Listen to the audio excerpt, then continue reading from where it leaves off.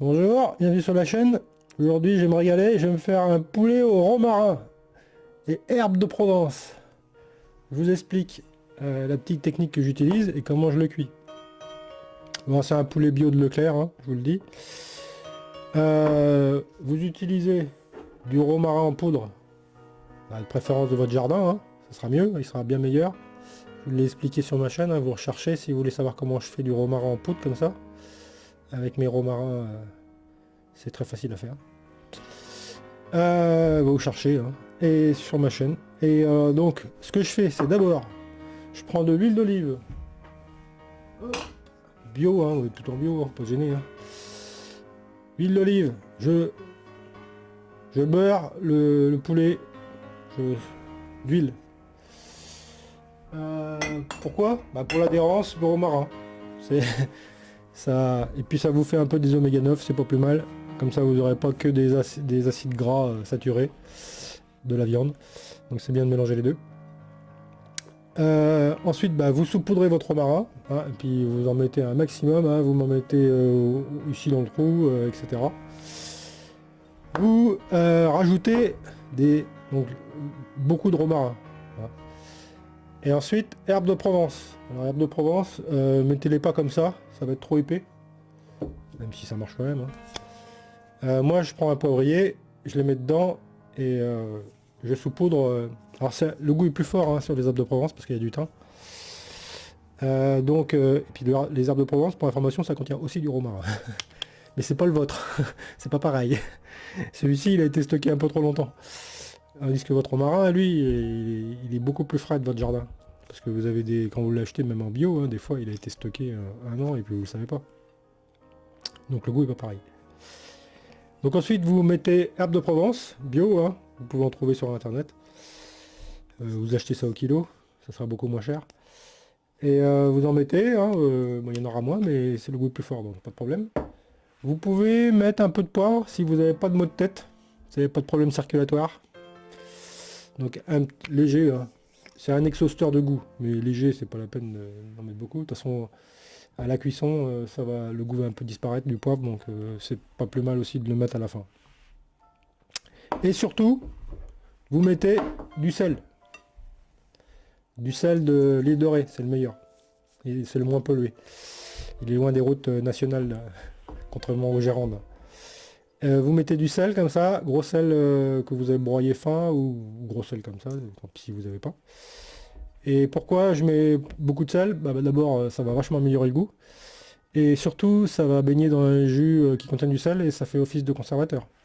Donc votre poulet, il va se garder plus longtemps au frigo. Donc goût et conservation, c'est mieux. Voilà, et ensuite vous mettez ça dans le cuit-vapeur 40 minutes ou 50 minutes, ça dépend de la taille du poulet. Celui-là c'est un 1,7 kg. Les poulets de Leclerc ils sont pas bien gros. Hein. C'est pas des gros. Donc celui-là en 40 minutes, 45 minutes il va être cuit. Hein. Voilà, et après dégustation quoi. Alors moi j'ai le truc végétarien, ça marche pas. Hein. Je vous le dis. Ça marche pas, mais on se rend compte qu'à long terme, si on fait beaucoup d'efforts physiques de puissance. J'avais testé pendant 2-3 ans végétarien, c'est-à-dire je mangeais que les œufs, mais pas jamais la viande. Bah ouais, mais il y a certaines choses qu'il y a dans la viande qu'il n'y a pas dans les œufs. Et au bout de 1 an et demi, 2 ans, j'ai les muscles qui sont mis à péter les uns après les autres, sans trop comprendre pourquoi. Alors j'avais pas fait d'efforts particulièrement plus que d'habitude. Et c'est parce que le végétarien ça marche pas. Alors c'est sûr si vous faites de la petite course à pied ou des petits trucs d'endurance, vous vous rendez pas compte. Mais les protéines c'est super important, hein. C'est un élément de durée de vie. Hein. Si vous voulez vivre longtemps et que vous êtes en carence de protéines, ça va réduire votre vie. C'est les protéines qui permettent de remettre à neuf vos cellules. Donc nous vivons sur une terre où nous mangeons les uns les autres pour vivre et perdurer, normalement. C'est comme ça. Donc il y a des végétariens et puis il y a des omnivores qui sont un peu à l'entre-deux, entre carnivores, parce que nous pouvons difficilement manger la viande crue, contrairement aux chiens et aux lions. Donc nous on est omnivore, c'est-à-dire on est entre les deux, on mange un peu de tout, mais on n'est pas spécialement carnivore. Hein. Et le poulet, c'est quand même le meilleur choix, enfin c'est un très bon choix alimentaire avec le poisson. Alors le poisson, le problème, c'est qu'on balance toutes nos saloperies dans l'eau et ça va à la mer. Alors, quand vous mangez du poisson, vous savez pas ce que vous mangez au niveau santé. Après, il y a les aquacultures bio, où là, c'est sûr que c'est bon.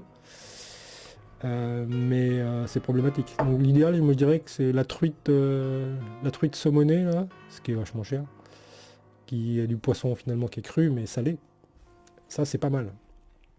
Parce que c'est moins salé que le saumon, parce que le saumon c'est trop salé. Parce que déjà, c'est un poisson de mer, donc il est salé. Et en plus, il le sale pour le conserver. Donc c'est un goût hyper salé le saumon. Alors que la truite saumonée, faite comme du saumon, c'est un goût beaucoup moins salé, c'est bien meilleur. Mais il n'y en a pas toute l'année. Donc voilà.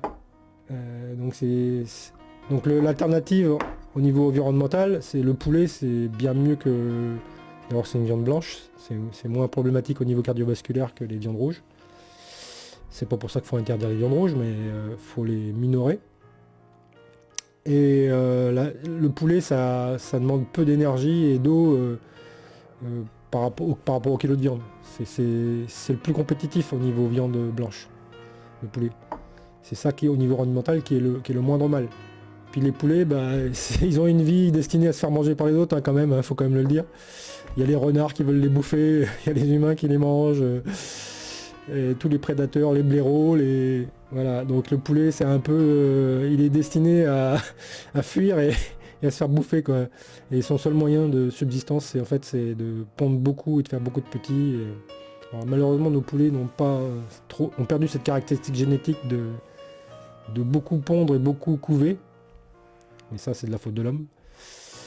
Mais vous arrivez à trouver des poulets qui ont gardé leur mémoire et leur gène et qui sont capables de faire des portées de 12 poussins, 20 poussins tous les ans. Il y en a. Mais il faut aller chercher chez des particuliers, enfin des spécialistes, pour trouver. Ceux que vous achetez couramment, ils sont déprogrammés et ils couvent pas, ils font des œufs mais ils couvent pas. Pas vraiment. Voilà. Donc le poisson c'est supérieur au poulet, hein, en termes de qualité de protéines, mais voilà, faut arrêter de polluer la mer.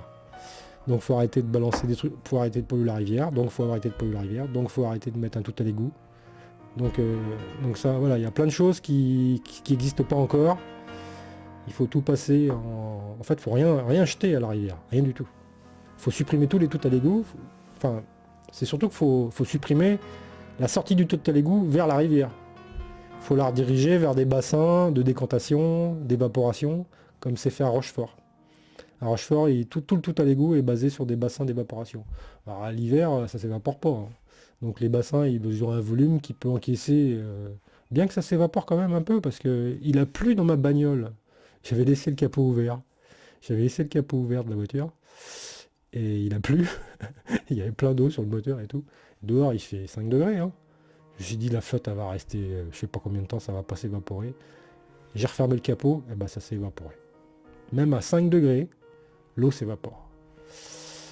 Ça dépend de l'hydrométrie, tout simplement. Si vous avez une température faible, mais que l'hydrométrie est faible, l'eau s'évapore. Donc les bassins de décantation, ça marche.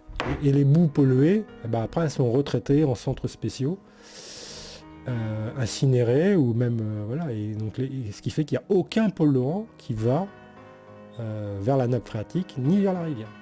Et c'est ça qu'il faut faire et qu'il faut généraliser partout, dans toutes les villes, dans le monde entier. Il faut arrêter de balancer toutes ces merdes, soit dans le sol, parce que si on le met sur le sol, ça, de fait, et surtout, il faut interdire tous les produits polluants. C'est déjà... voilà, il faut parce que certains produits seront toujours polluants parce qu'il n'y a pas de solution technique. Ce qui fait il faut limiter les produits polluants, les améliorer.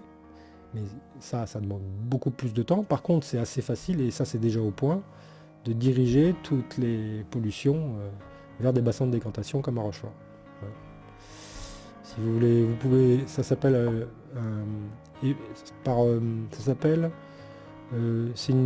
c'est même pas une phytoépuration, hein, c'est carrément que des bacs de décantation. C'est que par évaporation. Alors ça existe en plus avec phytoépuration, plus bassin de décantation. D'ailleurs c'est bien de combiner les deux. C'est encore mieux. Parce que vous allez avoir une dépollution par les plantes, et puis après une dépollution par évaporation. Il restera toujours des boues imparfaites, et puis après ça va en station de traitement et incinération. Et vous me disiez, mais l'incinération ça pollue. Mais je suis désolé, mais les pollutions de l'air, c'est la pollution la plus facile à éliminer, je vous le dis. Alors il faut qu'ils améliorent leur cheminée, il faut qu'ils fassent des incinérateurs à haute performance, parce qu'ils ne le sont pas tous.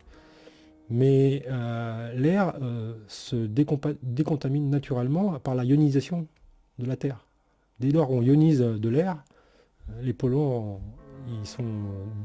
il y a une déstructuration moléculaire qui fait que la matière est... Alors c'est des spécialistes qui doivent gérer ça, bien sûr.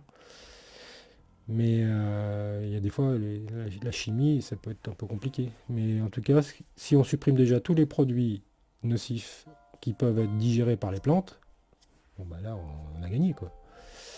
Après, le reste, par évaporation, et puis toujours il y aura un imbécile qui fait des choses qu'il ne faut pas faire.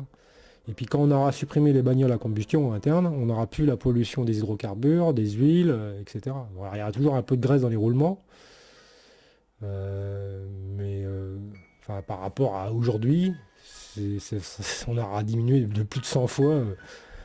Et puis après, il n'y aura même plus de roulement, il y aura des paliers magnétiques, etc.